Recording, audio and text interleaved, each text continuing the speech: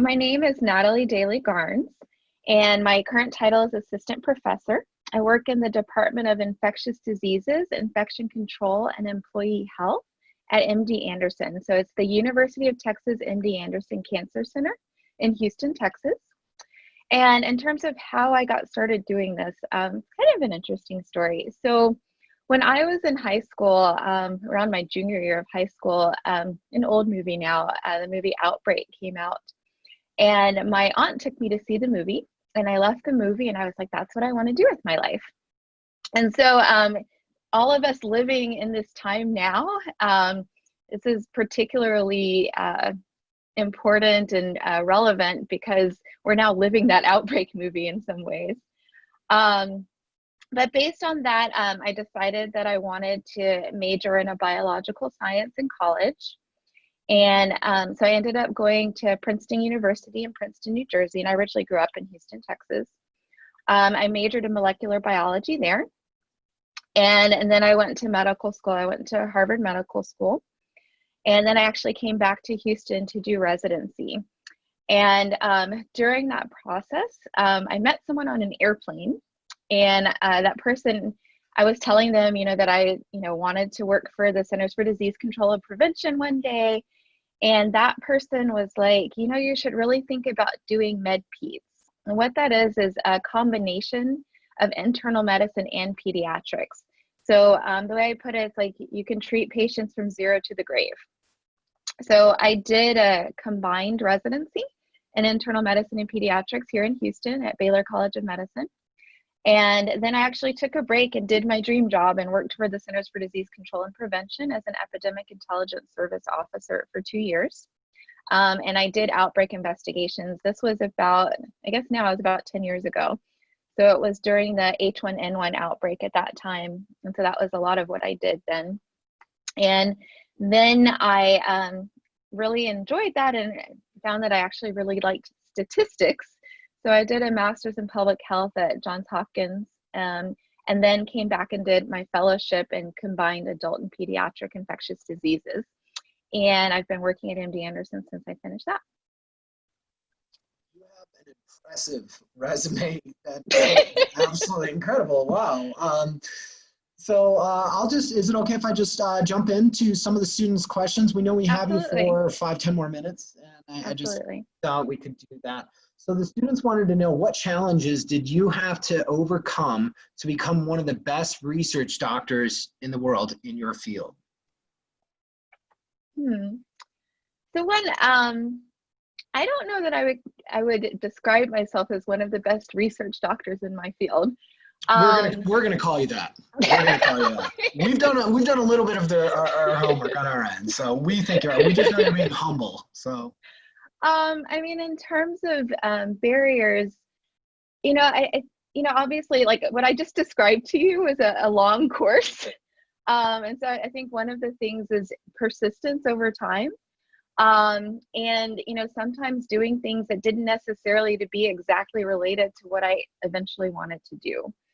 So, and I've explored a lot of different things. And for me, part of the reason why that path was on the long side was because I tried to make sure I enjoyed things as much as possible along the way. The thing, like residency training, fellowship training is very, it's time consuming. You spend a lot of time in the hospital, you spend a lot of time away from your family and friends. And so if you're someone that's important to you, like me, that can be a challenge. Yeah, I'd say for me personally, those are some of my biggest challenges. Well said. So the kids want to know, what does a typical day, work day look like for you in your career? So one of the things I like about my career is that each of my work days is different. And that was one of the things. There were other things that I was interested in medical school, but I'm a person, I don't want to do the same thing every day. So it really depends on what's going on. So sometimes I have more time where I'm spending more time reading and writing and coordinating research projects. Other times, and for me personally, I spend a lot of time seeing patients.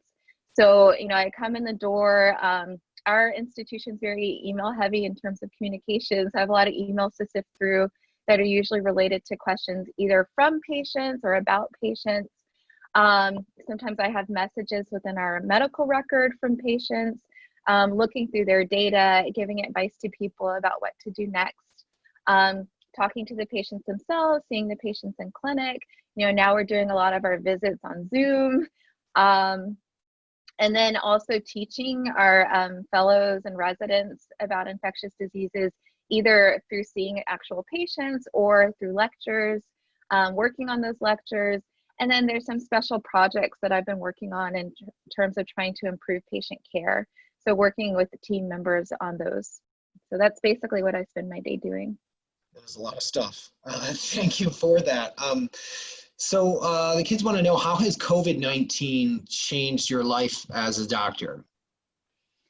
So it's really interesting in terms of how it's changed my life as a doctor. So one of the projects that I've been working on is that sometimes we end up sending patients home from the hospital on IV antibiotics.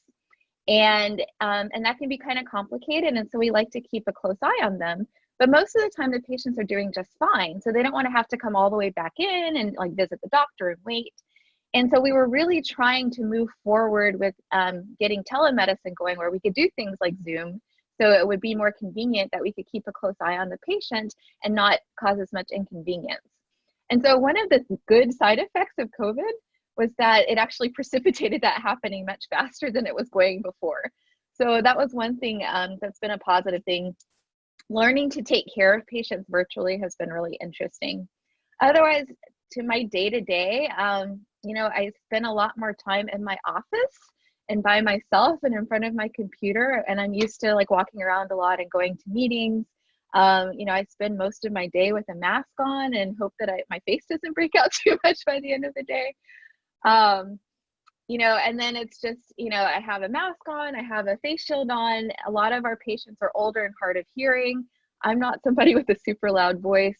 So it's changed the nature of personal interactions, which is a lot of what I do. Yeah, it's been interesting. Do you guys, they also want to know, do you work with any other diseases other than COVID-19? Absolutely. So the vast majority of time we're working with other diseases, and we were working with lots of other diseases before COVID. Obviously, COVID has taken a lot of our attention because it's new and we're constantly trying to figure out and stay ahead of the game and try to figure out what's the best way to treat our patients. So we spend a lot of time talking about COVID, but we treat a lot of infections. You've heard about like the superbugs, you know, so infections that are resistant to a lot of our usual antibiotics, a lot of viral infections, sometimes parasitic infections, because we have a lot of international patients and even patients here in the US will sometimes get parasitic infections. We treat fungal infections, so many different types of infections other than COVID. A lot of infections there. So the kids also wanted to know, do you get the opportunity to collaborate with doctors in other countries, and how does that work? So we definitely do. I think different of my colleagues do that differently. One of the things that I've participated in is so at our institution, we do stem cell transplants on some of our patients, some who have cancer and some who don't. And because I also do pediatrics, there is an organization where several different hospitals around the world meet together virtually and discuss difficult patients. And so that's one way we collaborate with folks in other countries. You know, we have a lot of persons in our department who also came from other countries. And so in some cases, they had established those collaborations before they came here. And they've continued those, and they also facilitate others of us developing those collaborations. Going to meetings is another way to meet people and develop those collaborations. So before we let you go, is there any advice you could give to any of the students who are on here who are interested in going into the medical field, or more specifically dealing with infectious disease? What kind of things should they study as they come through their academic path?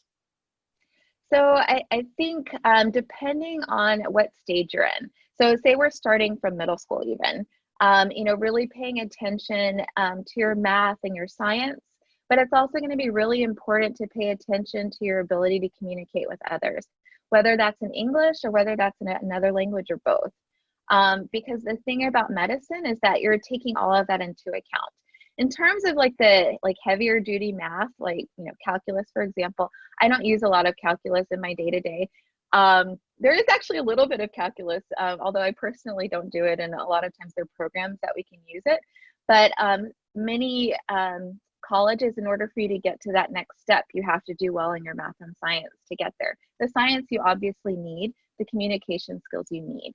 And so moving forward, really investing in those are going to be necessary.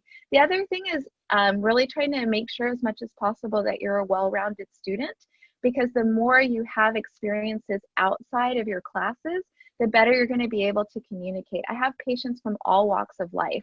And so the more I can pull from other experiences allows me to set up a good relationship with that patient so that we can really make progress in terms of treating whatever they have going on.